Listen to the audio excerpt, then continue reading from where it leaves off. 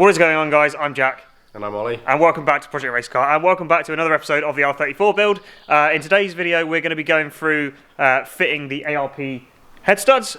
So again, if you didn't watch the last video in this series, we did it as sort of a bit of a how-to. It's going to be the same sort of style this time around. So obviously watch the whole video and make sure you follow along if you're fitting ARPs to your car. It should be the same principle for any car, like, really. I know this is an RB25 Neo, but theoretically it should be useful, obviously, if you're fitting it on any other car. Okay, so I'm just going to reiterate the importance of running head studs in an application where you are increasing the horsepower and ultimately increasing the cylinder pressure. Now, when you start upping the boost and asking more out of the engine, obviously you've got much more air, much more gas, much more flame when your engine's doing its thing, and all of that pressure is constantly pushing up on the cylinder head. The standard studs or standard bolts in most applications are set to a certain power, and they will go up to a certain power if you're trying to push a little bit, but generally they will either stretch or you will get head lift issues, leading to head gasket failures and head gasket sealing issues. So just save yourself the time and hassle. Yes, these are expensive, but they are absolutely well worth it, and they're reusable as well, which is awesome, because standard stretch bolts or standard head bolts are stretch bolts, and they are generally torqued to yield. So when you torque them up, that's it, you can't use them again. However, these, because they are so tough, you can torque them and use them again and again and again and again, and they are fine. So we'll just show you what we've got in the box, because if you're buying it, then you'll know what to expect when you open the box, and we'll actually show you a head stud and show you what makes it so strong. So when you open the box, this is, as you can see, for an RB20 or an RB25. Read that. So when you open the box, you obviously get ARP sticker, because, you know, we love stickers. I think this is going to go under the sunstrip, isn't it, Jack? Yeah, I've got, with all the parts that we've got arriving, I've got plenty of stickers that I'm going to have to find places for. So we've got about 5,000 Tomei stickers over there that came with all the various Tomei bits. So these are obviously in the box as well, installation instructions. And if there's for whatever reason there's a warranty issue, you need to keep this and keep the box. And then you pull that out, you get ARP's fastener assembly lubricant, which is lovely, wonderful stuff. And then you get the pack of washers, and they obviously go underneath the nut on the cylinder head. That's what provides the clamping force that spreads the load on the head. You've obviously got the 12-point ARP nuts. These are a nice set of nuts. And then you've got the head studs themselves. So on an RB25 there's quite a few of them. You can't really get it mixed up, because you've got a coarse thread which goes into the block, and then you've got a metric fine thread which the nut goes on, and you've also got the Allen key head that goes on the top so that you can screw them in with an Allen key. However, you don't need to use an Allen key to do it, because the studs only go in hand tight, and you're not supposed to tighten them in there or torque them. They only go in hand tight because it's not the actual stud that does the clamping. So yeah, and that's all you get in the box. Sweet, the rest of the studs. Let's get them put on. So again, if you didn't watch the last episode, guys, obviously we've got the car to this stage now. We've got the rocker covers off and the cams are loose, I believe, or have you tightened them back up again? So yeah, this one's loose, as you can see. Yeah. So as we said in the last video, you don't actually have to take the cams out. Totally unnecessary. To do the head studs, but as we said, we wanted to inspect the condition of the lifters and just generally the condition of the head, and make sure that it was all good, because we haven't had it all off yet. Good news is it's in really good condition, which is happy days. But yeah, if you were wondering, you don't have to take the cams out. There are little grooves somewhere. Ollie can probably point them out. I can't see probably. Okay, so in these little holes, you've got where the head bolts sit. Now you can actually do it, because the cams here have little notches which allow you to get down into where the head bolt sits. But yeah, that's where the head bolts sit, and there is 14 head studs. When you're doing this sort of job, we are going to do this one by one. Now, obviously the ideal way of doing it is fully pulling the cylinder head, having the head skimmed, having the block skimmed. But we're not doing that, because the plan is this winter we're going to be refreshing this entire engine. So we're going to be tearing it apart, probably reusing the stock pistons and stuff, but just refreshing everything, new gasket, skim the head, skim the block, because the internals of these 25 Neos are more than capable of making 600 horsepower stock bottom end. So you just don't need to do forged internals. So, but we want to refresh it all, fully inspect everything, new bearings, new gaskets. Check all the clearances and everything. Yeah, check all the clearances.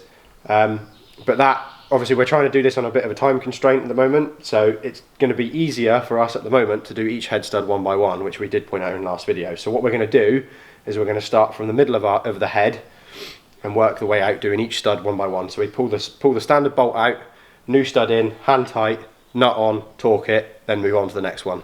And fingers crossed, I've done it before and it's been okay.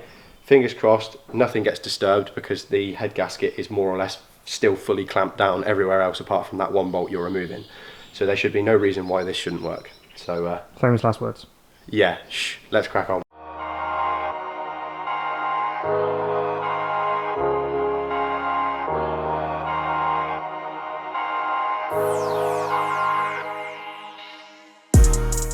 Okay, so we just pulled the old bolt out, and now it's a 10mm Allen key head, and you can compare.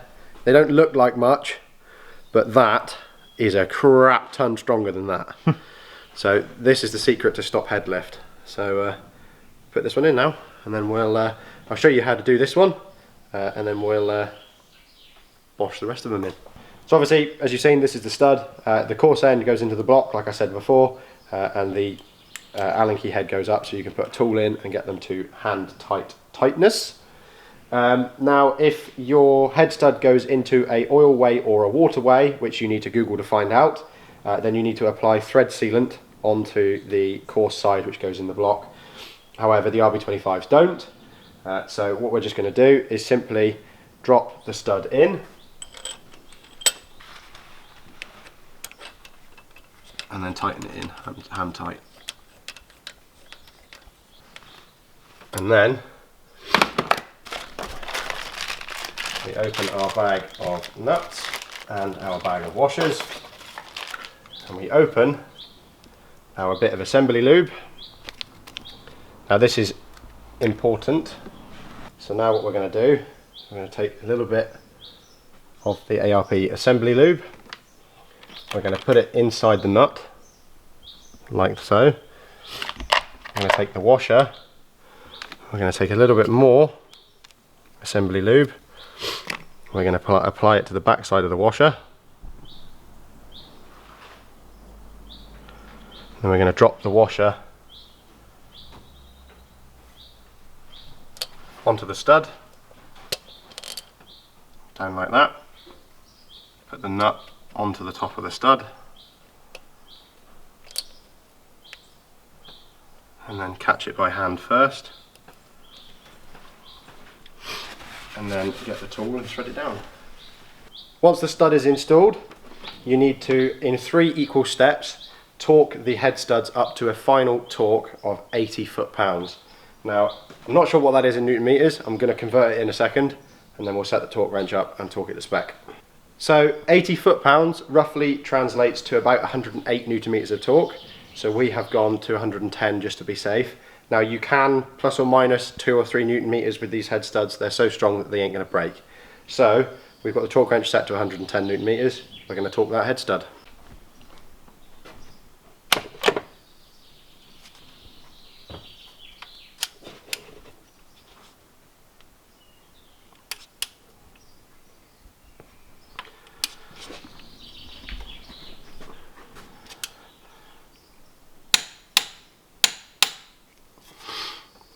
And there we go. That's how you install ARP head studs. Now, let's do 13 more. Just so that we cover all bases, we're going to do one side with the camshaft in, so that you guys can replicate this at home if you don't want to take the cams out, because it is just as easy. It's just a little bit more, well, it's just as easy, but there's just a camshaft in the way. So it's literally the same process, but you just be careful of the cam, basically. And voila. Yeah, that's the old one. So now we'll do the same process, but a bit quicker this time. Take the new stud, drop the new stud in. And for my benefit as well, I'm assuming there's a reason you're starting in the middle. Yep. Do you want to explain why that is? So the reason I'm starting in the middle is because when you replace all of the studs or bolts on an engine, there is a torquing sequence that you have to do, that you have to tighten up / undo head studs in order to not warp the head. Every engine is different, but if you're not replacing all of them at once, which we're not doing, or you're not trying to loosen them all at once, as long as you start from the middle and work your way out, it doesn't really matter. However, if you were doing it all at once, then you need to stick to the actual like diagram or manufacturer's specified ways to do it. But because we're only loosening one at a time, it doesn't matter so much, because it's only unclamping such a tiny portion of the head. It's not going to be a problem. So that is why we are doing it one by one, and we're starting from the middle out. So the stud goes in hand tight, like so. The lube on the washer helps spread the load so that rather than sticking, it spins the washer and it doesn't grip on the cylinder head, meaning that the actual torque spec that you get is correct. That's the whole idea of the lubricant. And this is going to be a little bit difficult with the cam in the way. Same procedure again with the nut. Bit of lubricant inside the nut.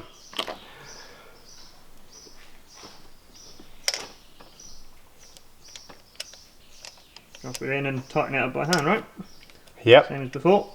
Fight with the cam.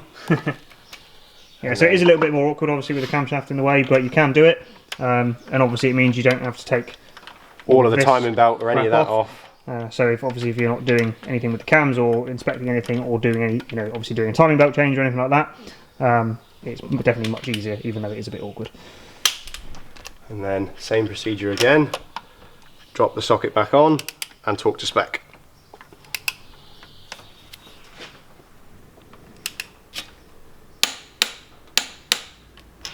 And there we go.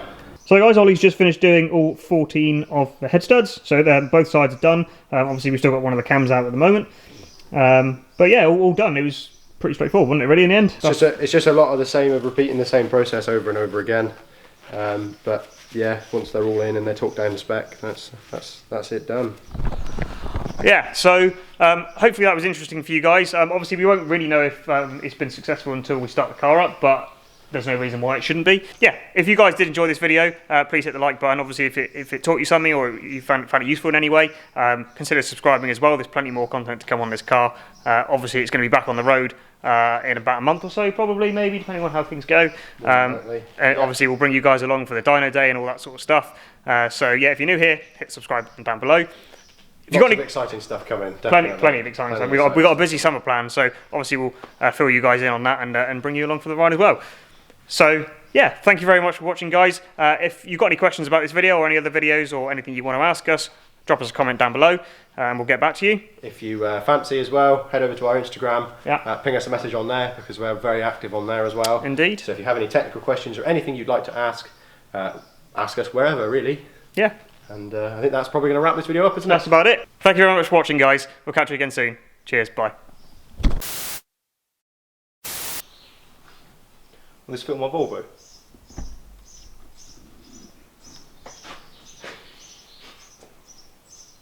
No. Focus. There we go. Thank you very much for watching. Every damn time!